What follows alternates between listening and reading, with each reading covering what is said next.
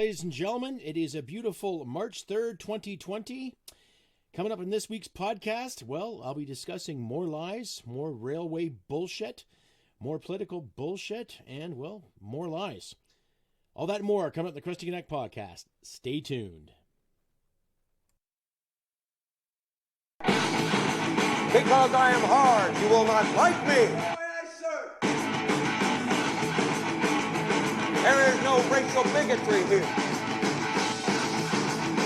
Here you are all equally worthless.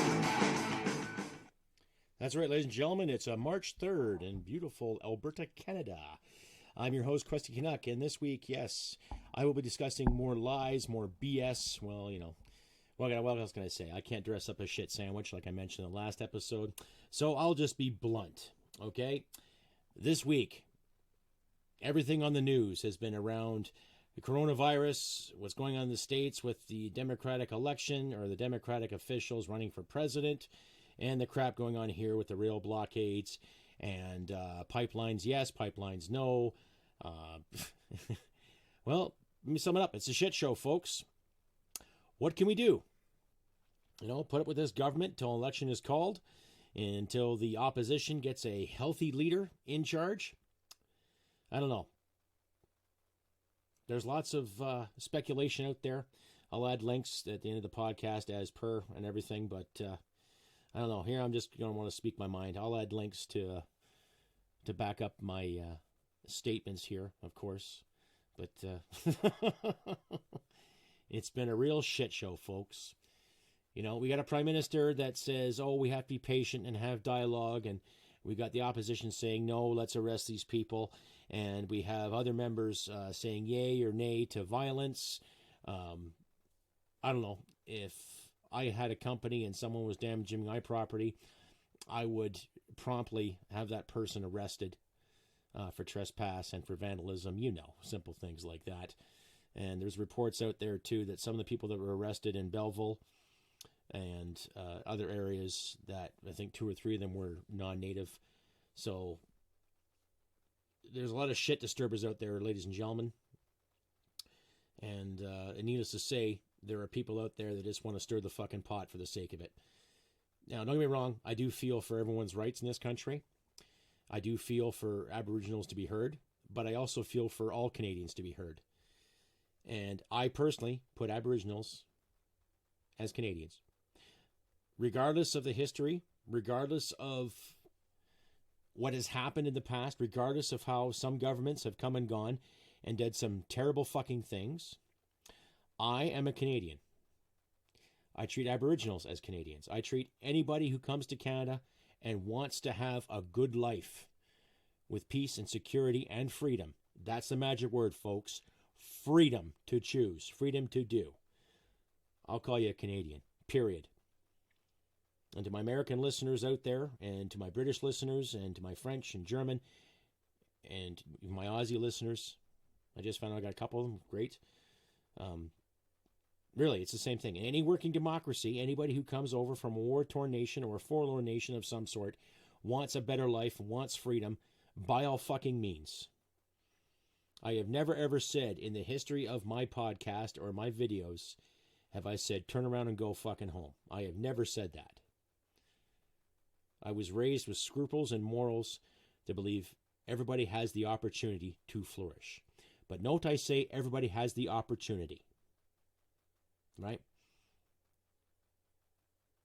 I've worked with men and women in my times of service that come from all walks of life. And some people have had to work a bit harder. Some people have had to turn the knob a few times. People have had to try and fail and try again and be successful. That's life, ladies and gentlemen.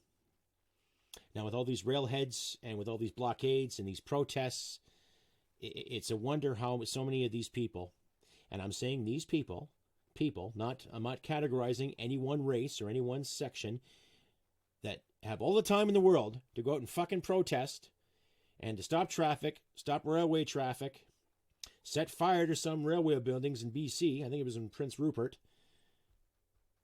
and have all the time in the world to bitch about handouts and bitch about freedom and bitch about land rights and bitch about these rights. And then the term settler keeps going around, and the term, white European keeps coming around. And I'm like, okay, enough of this race baiting bullshit, ladies and gentlemen. And it is bullshit.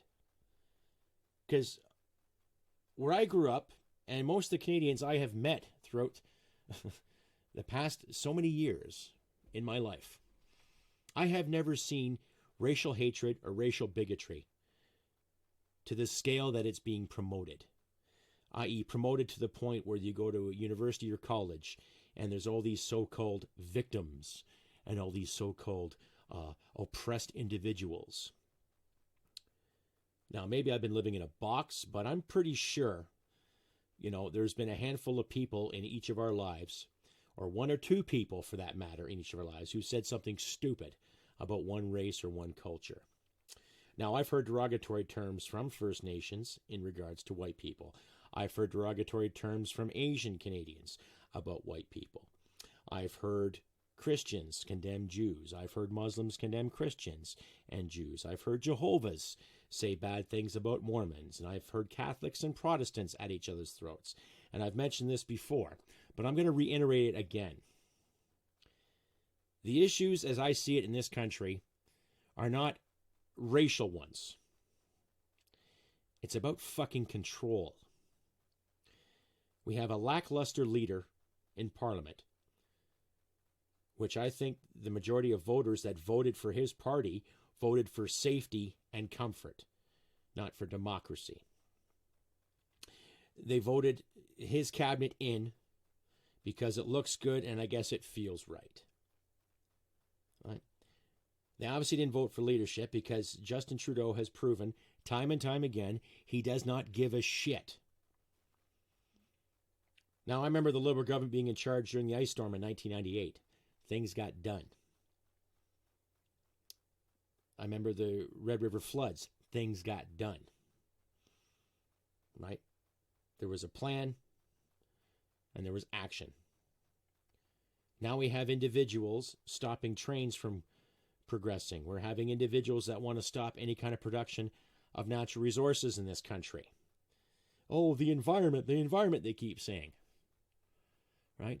Canada's carbon footprint is roughly 1.6 or 1.7% in the world carbon emissions. And yet, compared to China or India and some parts of the United States, we are super goddamn minimal when it comes to the carbon footprint. So all the more reasons for us to develop said resources. When the Tech Frontier mine went belly up, there were 14 communities of Métis and Aboriginal origin that were all for it, that were looking forward to it. And the majority of Wet'suwet'en people from Dawson to Kitimat were all for the pipeline. And as far as I know, it's still on the go, or it should be on the go, on the books anyway. And yet all these people are protesting because a handful of hereditary. Now, what I understand the hereditary chief model is you are a descendant of a chief of the past. Now, if my logic serves me correctly, I could very well say, well, my father was a captain in the fire department, which he was. Does that mean I'm actually a captain too? Well, I am from my father's loins. Does that mean I'm entitled to my dad's prestigious work ethic, my dad's prestigious title? Right? If I have a son, does that mean my little boy would become a sergeant? Like his old man? Fuck no! We know that. Right? And I can understand the appreciation and the respect for the land. I've respected the rivers. I still respect the rivers. I don't drop my drawers and take a dump in them or piss in them. I don't throw garbage in them. I respect the trees and I respect the mountains. I respect the land around me. I grow food every year. So there is a love and respect for it because we all come from it one way or the other.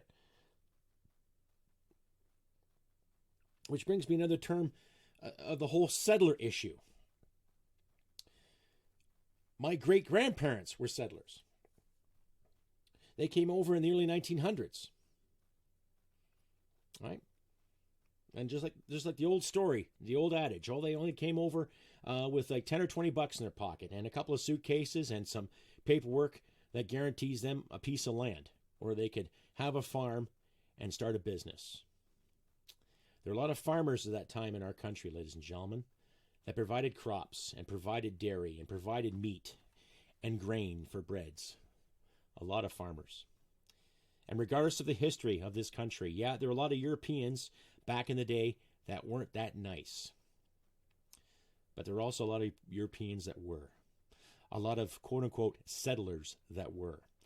And for anybody to this day and age that would call me, my parents, or my grandparents settlers, that is disingenuous. It is not honest. And you're more or less pulling the old identity card, or look at my race, I am this, I was here first. Yeah, okay, I get it. You are a descendant of said persons. Just like I'm a descendant of said persons back in Ireland and Scotland and England alike. Okay? But to sit there and call me a settler is disingenuous. Really. It's not insulting. I could care less what you fucking call me. But I'm not a settler. I was born here. I too grew up with the land too. I too understood the power of a load of grain, the power of a load of hay. I understood what it takes to make a crop work. I understood what it takes to raise cattle. I understood what it takes to work with the ground and make sure everything is good and everything is balanced. Right? A lot of the quote-unquote settlers made quite a living. And I don't ignore history. I know a lot of the First Nations got a raw effing deal.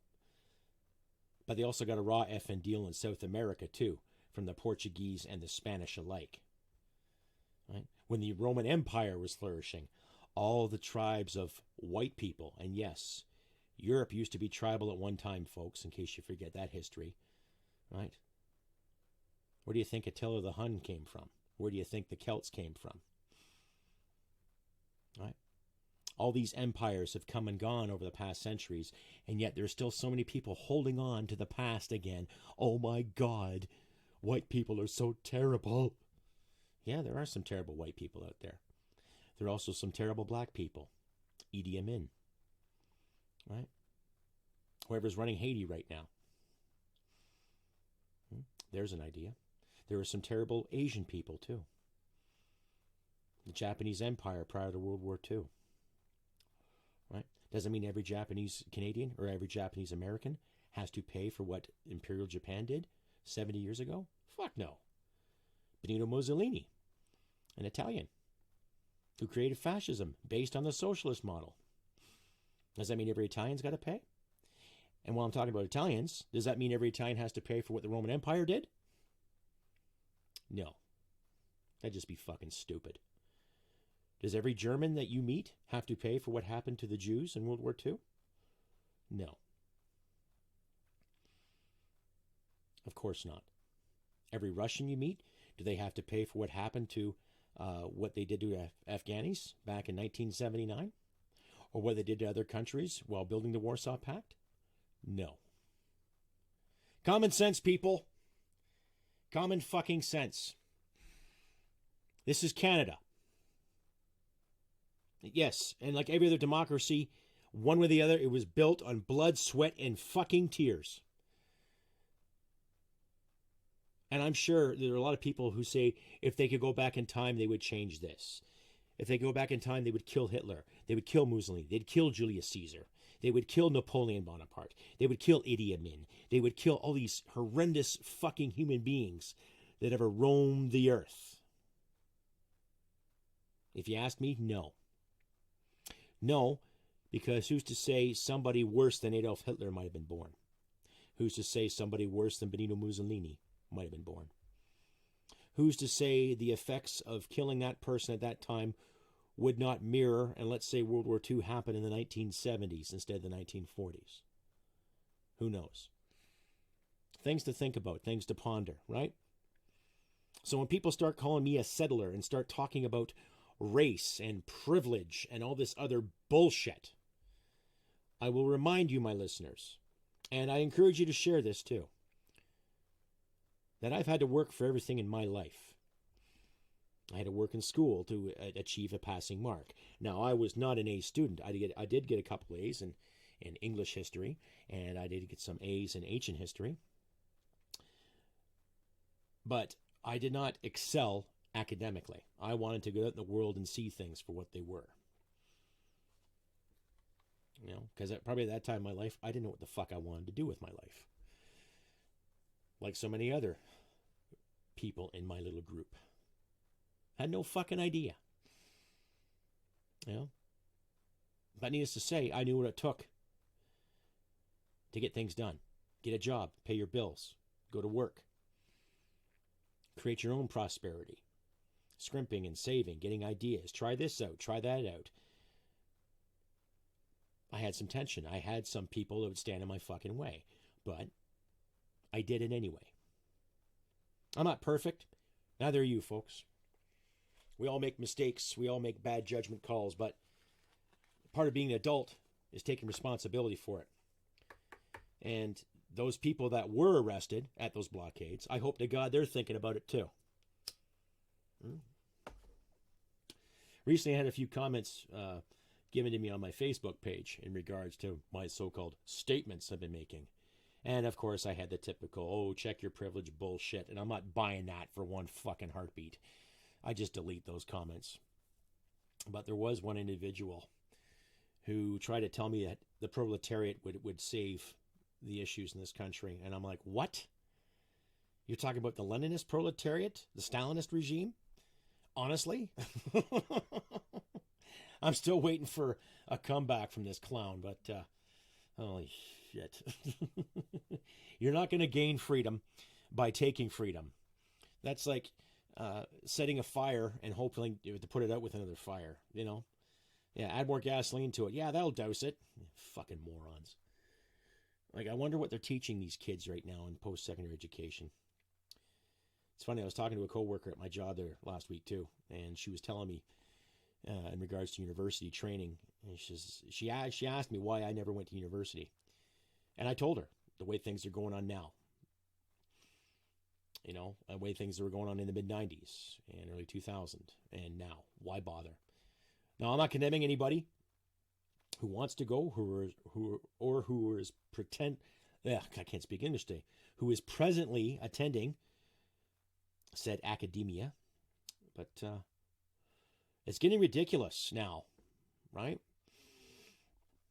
All these administrative jobs to make sure everything is like a coloring book and everything is like one big salad, when you should be getting people involved that want to be there, regardless of their color or creed. And which is driving me nuts about this whole blockade and native rights. Well, there was a gentleman, I'll put a link up here. He said something in the Sun there. Interesting video talking about how he's a warrior and he's disappointed in some of the Mohawks for what they've done. And it's a really, really impassioned little video. Really straightforward. And I kind of enjoyed it. But in a way, ladies and gentlemen, we're all warriors. We all have our scruples. We all have to stand up for what's right. Nothing's perfect. We have to make our own perfection. What's perfect for me may be imperfect to you. That's the dynamic. And that's nothing new or confounded. That's just the way it is. Anyway, I'll leave that link to him, to his work there. It comes from the Sun column. That'll come from Joe Warmington. So when you see the links in my description, you'll listen to his speech, and he's got something pretty valuable to say. But anyhow, that's all I'm going to say about that now. Back to censorship. Mr. Stephen Gibrol is back at it again, trying to make sure that we get media licenses and everything for independent media outlets, because let's just face it, folks, the clowns that are in charge of the minority government want to start licensing and censoring people. And that's not very liberal now, is it? It's not. So, to Mr. Stephen Gibrol and everybody else who's backing him up, you can kiss my Royal Canadian ass. I will not get a license to do what I'm doing, and I will not stand by and watch you dictate to people what they can say, what they can promote, and what they cannot say or promote. Okay? if people are going to pay $20 or more a month for internet connection or a subscription to this service or a subscription to that service, they can bloody well see and hear and promote what they like. Honestly. I did this before in the last couple episodes to Mr. Stephen Gibral's fantastic, to say the least, ideas to license media and how he backstepped on it. Now, this is also a guy who back in 2001 was arrested for climbing the CN Tower to protest the environment. Well, as some of my logical friends like to say, you're doing it wrong, buds. Yeah, And what gets me was all these protesters about the environment and everything. Again, we don't see any viable solutions coming out of their fucking mouths. What do you suggest we do instead of fossil fuels? Right? And there's a story there I read in The Rebel there today from Miss Sheila Gunn Reid. She's an incredible story about Miss McKenna using her limo, being driven around in ever so grand fashion. Now because she's the Minister of the Infrastructure. Yes. Climate Barbie now is Minister of Infrastructure. She's no longer the Environment Minister, but she's in charge of getting things built in this country. Go figure. And yet she has a limousine and she's driven around in grand style. Yes. Oh, I am for the environment and I'm for infrastructure, but yes, please, I demand to be limousined everywhere. Fuck. And they wonder why they called her a CUNT back in October. I know, folks. Figure it out for yourself. Here we got this clown princess, infrastructure minister. We got another clown princess who's deputy prime minister. We got another clown who is the prime minister still. And just all the rhetoric back and forth in fucking parliament. I know it takes the attorney general of every province to tell the police authorities to take action. But I'm getting tired of this crap. Right? People are losing work. People are losing time. People are losing their jobs. People are losing the ability to sell their products or get their products to market because of these handful of protesters. Now, were we not taught that in democracy the majority rules, regardless of the outcome? And yet the majority of Canadians disagree with what's going on.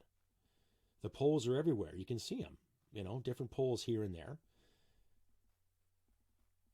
And the majority of Canadians are not pleased with our federal government.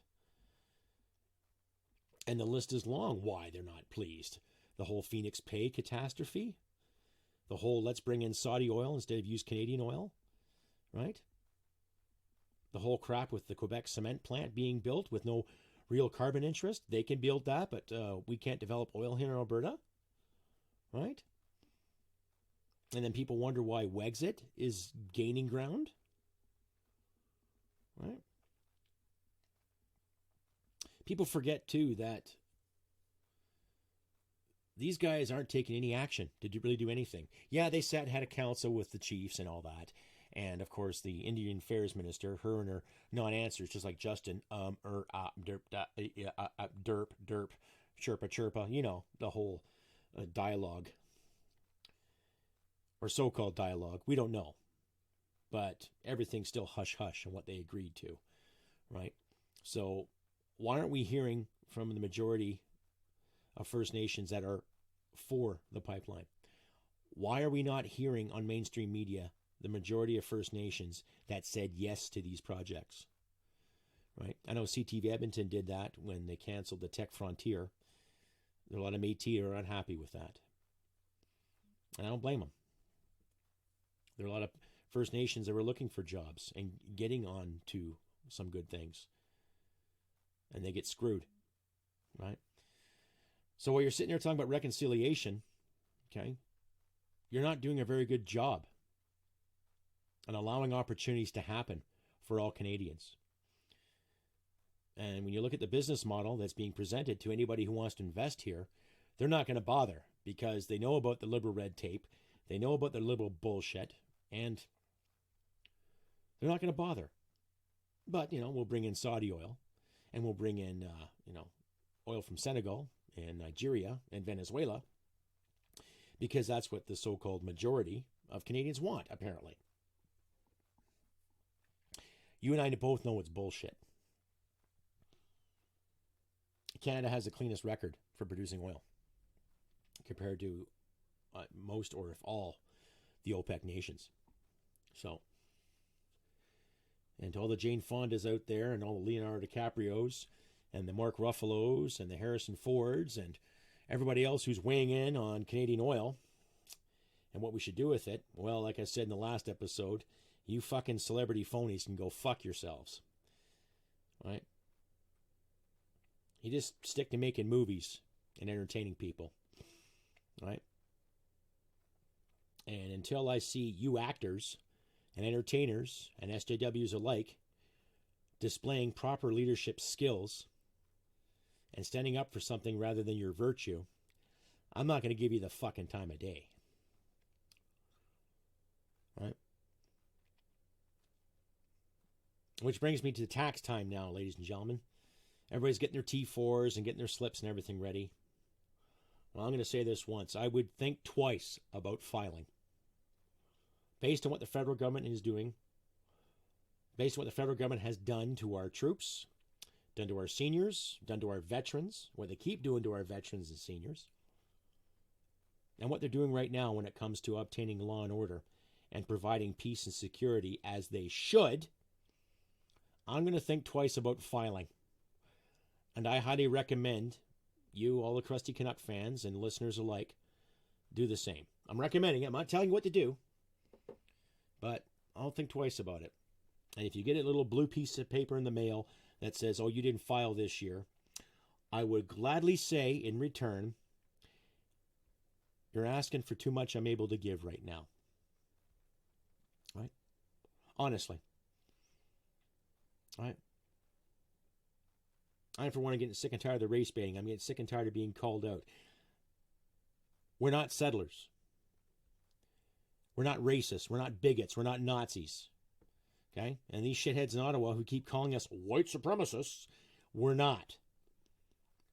I don't think any one race is superior to the next. I never did. There are different cultures, different ways of approaching things, but I don't believe any race of human being is superior to the next race of human beings. My best friend's First Nations. My other best friend's right from jolly old England. So, there you go, folks. I've worked for some great people who didn't appear to be white, but that didn't matter. I looked at them as men and as women and as leaders. But I'm not seeing leadership right now in this country. I'm not seeing any kind of sacrifice on our so-called officials to get things done. Just talk and talk and talk and rhetoric back and forth, back and forth. Just a fucking joke. To my friends in Britain, I'm sure you can see the same thing. People I talk to on Twitter, they're quite happy with Boris, and they're quite disenfranchised with the whole SJW thing. And it's starting to come here too, folks. Disenfranchisement with all these so-called victims and people pulling the race card. So it's time we start differentiating from the bullshit and start getting on with our lives and start making things right again for all Canadian people. Not just a handful, but for all of us. What's going to work for Alberta? What's going to work for Saskatchewan? What's going to work for this country as a whole? I don't want to see a separation. I don't. Because that's not what I fought for. That's not what I signed up for. But in a way, I don't blame the Wexiteers. I would say the Wexiteers have more of a ground of separation than what the Quebecers ever did. I'm not saying all Quebecers, I mean the separatists in La Belle Province. I see more of a reason now for it. And the few people I talk to in Ontario and the few of the people I subscribe to on YouTube, they're starting to understand it too. So the best we can do right now, folks, is get out there and speak out against it. But stand our ground. Stand our guard for thee. Right? When I went to Afghanistan, I wanted to help. I was compelled to do it. I was complied to do it. It was my job. And then now that I'm home and I see what's going on It's really, really disenfranchising. It's I don't know what else to say other than I'm disappointed and I'm shocked. But I still love my nation. I still love this land. I still love the people that I've worked with, my family, my friends, everyone who has made a sacrifice, the people I buried. It gets disturbing after a while. But if it was up to me right now, I'd call an election. Get rid of these fucking clowns, these unqualified people who base everything on virtue rather than reality. I don't know. Anyhow, ladies and gentlemen, that is my spiel for this beautiful March 3rd, 2020. I have been Krusty Canuck, and if you like what you see and hear, please comment, give me a thumbs up. And before I go, I posted on my Facebook page that I have a gift card draw coming up. I have in my hands right now, I'll put a picture up later, I have 2 prepaid MasterCard gift cards, both $100 a piece. And I'm giving them away on the condition, well, I'm not giving them away, it's going to be a draw. You go to my Subscribe Star page and you click on the $2 tier column that's there. Enter your email and your initials. And come April 30th, I will be having a draw on Facebook Live, 6 p.m. Mountain Standard Time. That's Facebook Live, Mountain Standard Time. Krusty Canuck will be going live. And I will draw the lucky winner of the 2 prepaid MasterCards, both $100 piece. So $200. And if you give $2, automatically you're entered in the draw. You can enter as many times as you like. No strings attached. 1, 2, 3, 4, 5, as many times as you desire. And then I'll draw the lucky winner based on their email and their initials. And then I'll be in touch with you, or you can be in touch with me via krustybcanuck67@gmail.com. And I will mail these cards to you at no cost to you. So check out my Facebook page and look for the contest details there.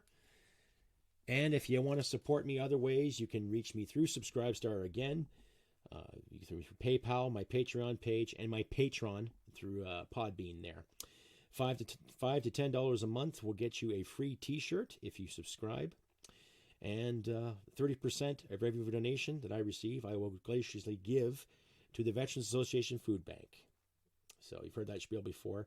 They help out veterans. They help out the less fortunate veterans who are trying to get ahead. They provide food, job opportunities, insight, information. They help build wheelchair access ways for the disabled veterans. And they're a real good pillar of the community down in Calgary, Alberta. So I'll leave a link so you can donate them directly. But I do give 30% to them once I accumulate enough funds.